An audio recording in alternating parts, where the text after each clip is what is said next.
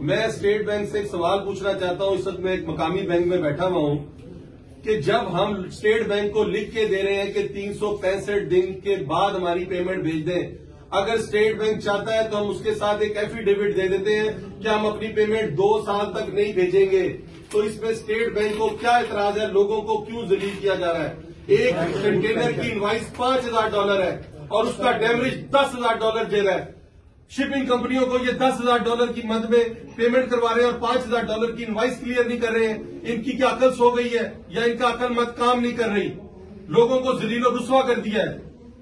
ہم ان کو لکھ کر دے دیتے ہیں کہ جناب چائنا کی کمپنیاں ان سے پرسو نہیں کریں گی کہ ہمیں یہ ٹیٹیاں بھجواؤ. خدا کا واسطہ ہے کہ امپورٹرز کو اس مشکل سے نکالے. ایک خالی امپورٹر نہیں ہے، ایک امپورٹر کے ساتھ 2-2 ہزار دکان منسلک ہے، 5-5 ہزار لڑکے کام کر رہے ہیں. فیکٹریاں تو اس گورنمنٹ نے بند کروا دی ہیں، اب کیا دکانیں بھی بند کروانا چاہتے ہیں؟